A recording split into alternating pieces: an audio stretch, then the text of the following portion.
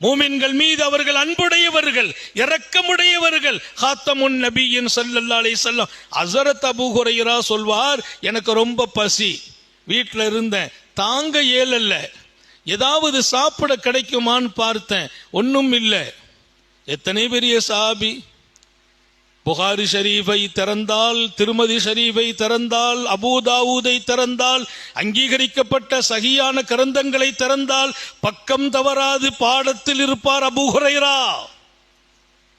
பக்கம் தவறாது அவர் பாடம் இருக்கும். அத்தகைய பாக்கியம் நிறைந்த அபூ ஹுரைரா சாப்பிட இல்லை, ஒன்றும் இல்லை, பசி, படுத்தால் உறக்கம் இல்லை. பசித்தா தூக்கம் வராது, பசி ரொம்ப ஆயிட்டுனாலும் தூக்கம் வராது. படுத்தால் தூக்கம் இல்லை, இருக்க முடியல, பசி. யார போய் கேட்கறது? இன்னொரு விஷயம் நீங்க விளங்கணும், அடுத்தவங்கள்ட்ட போய் தன் பசியை சொல்றது இல்லை. அல்லாஹ் நமக்கு நசீபாக்குவானாக. கஷ்டத்தெல்லாம் சொல்ல மாட்டாங்க. நாங்க சாப்பிட ஒண்ணும் இல்லாம ஆயிட்டோம், ரொம்ப பசி பட்டினியா கிடக்கிறோம், அதை சொல்றதே இல்லை. எப்பவுமே சொல்லக்கூடாது. நாம சொல்றது அல்லாஹ்ட்ட மட்டும்தான் சொல்லணும். கஷ்டத்தை கொடுத்தவன் தான் கஷ்டத்தை நீக்கணும். கஷ்டத்தை கொடுத்தவன் அவன், வேற யாரு நீக்க முடியும்? கொடுத்தவனால் நீக்க முடியும்.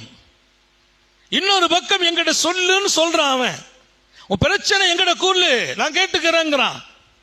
நீ சொன்ன நான் காது கொடுத்து கேட்பேங்கிறான். நான் உன் பக்கத்தில் இருக்கேங்கிறான். இதா சாலக அன்னி, அல்லாஹ் சொல்றான், என் அடியார்கள் உங்களிடத்தில் என்னை பற்றி கேட்டால் நீங்கள் சொல்லுங்கள், இன்னி கரீப், நான் பக்கத்தில் இருக்கிறேன்னு சொல்லுங்க. நபி பெருமானாரை கூப்பிட்டு அல்லாஹ் சொன்னான் ஸல்லல்லாஹு அலைஹி வஸல்லம், என் அடியார்கள் என்னை பற்றி தங்கள்கிட்ட கேட்பாங்க, நீங்க சொல்லுங்க, நான் பக்கத்தில் இருக்கிறேன் சொல்லுங்கள். உஜீபு தாவத்தா, பிரச்சனை வந்தா என்ன கூப்பிடட்டும், நான் பதில் கொடுக்கிறேன். திருக்குரான்ல பேசுறான். நம்ம அவனை விட்டுட்டு எல்லார்ட்டையும் போய் பிரச்சனை சொல்லிட்டு இருக்கோம். அப்படி ஆகி போனேன், இப்படி ஆகி போனேன், நாட்டு அப்படி ஆச்சு. யார்கிட்ட சொல்லணும்? யாராவது பெரியவங்கள்ட்ட சொல்லலாம், நமக்காக துவா செய்யறவங்க, பெற்றோர்கள்ட்ட சொல்லலாம். அதை விட்டுட்டு ஊரெல்லாம் சொல்லக்கூடிய மனநிலை மாத்திக்கிறணும். யாரும் நம்ம பிரச்சனையை கேட்டு தீர்க்கிறதுக்கெல்லாம் இல்லை. உலமாக்கள்கிட்ட சொல்லுங்க, துவா செய்வாங்க. ஷேகுமார்கள்ட்ட சொல்லுங்க, அந்த பிரச்சனையை மாத்தி அமைக்க வழி சொல்லுவாங்க. அதை விட்டுட்டு மக்கள்கிட்ட எல்லாம் போய் சொல்லிட்டு இருக்க கூடாது. ஏன் தெரியுமா? சில பேர் உங்கள்கிட்ட கேட்கவே மாட்டாங்க காதை கொடுத்து, சில பேர் கேட்பாங்க, உள்ளத்தால சந்தோஷப்படுவாங்க. நல்ல வசமால மாட்டியிருக்கான் போல தெரியுது, இன்னும் மாட்டணும் அப்படி நினைக்கிற மனோபாவம் உள்ள மனிதர்கள் மண்ணில் வாழும் காலம் இது. என் பிரச்சனையை கேட்டு தீர்வு சொல்பவர்கள் இல்லை, மகிழ்ச்சி பெறுகிற மக்கள். அல்லாஹ் சொன்னா, என்ன சொல்லு நீ, நான் பக்கத்தில் இருக்கிறேன். எவ்வளவு அழகான வார்த்தை. ஒய்தா சாலக இபாதி அன்னி ஃபஇன்னி கரீப் உஜிபு தாவத்தத்தா, என் அடியார்கள் என்னை பற்றி கேட்டால் நாயகமே சொல்லுங்கள், நான் பக்கத்தில் இருக்கிறேன் சொல்லுங்கள். இதை விட என்ன வேணும்? என் பக்கத்தில் இருக்கிறான் என் ரப்பு.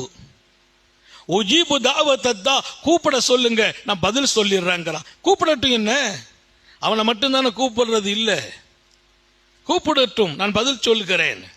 அபூ ஹுரைரா சொல்கிறார், பசி கேட்டெல்லாம் பழக்கம் இல்லை, சொல்லியும் பழக்கம் இல்லை, வீட்டில் ஒன்றும் இல்லை, வெளியில வந்தேன், பப்ளிக்கில் உட்காந்துக்கிட்டேன். சஹாபாக்கள் நடமாடுகிற எல்லாரும் கடந்து வீட்டுக்கு போறது, பள்ளிவாசலுக்கு போற இடத்துல போய் உட்காந்துக்கிட்டான். ஹஜ்ரத் அபூ ஹுரைரா உட்கார்ந்து இருக்கா. உட்காரும்போது சையதுனா சித்திக்குல் அக்பர் போறாங்க.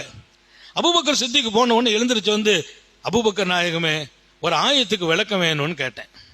ஒரு ஆயத்துக்கு, குர்ஆனுடைய ஒரு ஆயத்து, பசி, கடுமையான பசி, சாப்பிடல, உட்கார முடியல, இருக்க முடியல, ஒரு ஆயத்துக்கு விளக்க வேணும்னு கேட்டேன்.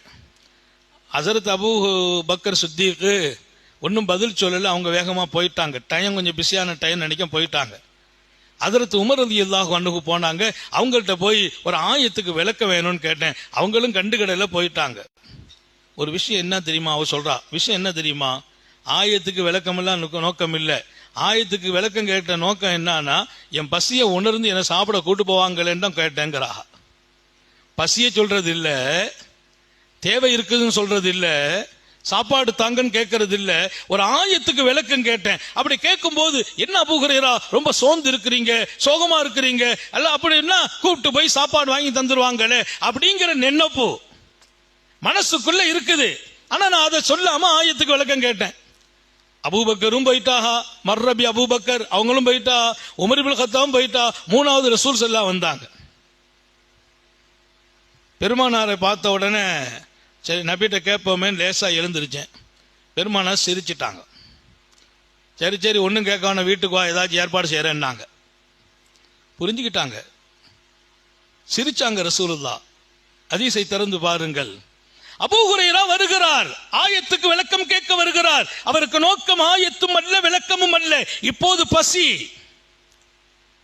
ஏதேனும் கிடைக்க வேண்டுமே என்றுதான் வருகிறார். 2 பேர் இல்லைன்னு போயிட்டாங்க, விளக்கமே சொல்லாம போயிட்டாங்க.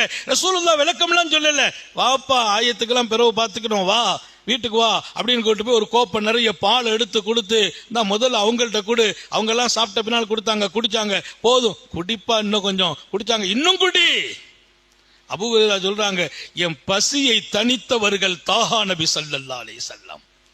பசிக்கிறது என்று நான் சொல்லவில்லை, ஆனால் நான் பார்த்த பார்வையில் புரிந்து கொண்டார்கள் நான் ரொம்ப பசியோடு இருக்கிறேன் என்று.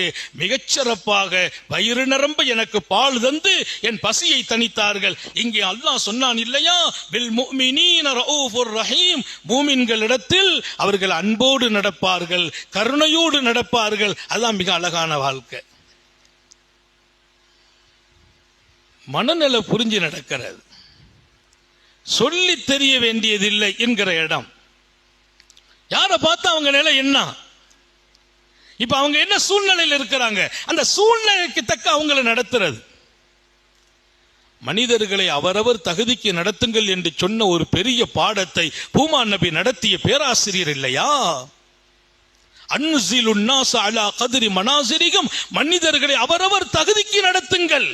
ஒரு மிகப்பெரிய பல்கலைக்கழகம் பெருமானார், ஒரு பெரும் பேராசிரியர் பாடம் நடத்துவதை விட அந்த பாடத்தை ஆள் பார்த்து அழகாக அவரவர் தகுதிக்கு நடத்துகிற பாடம்.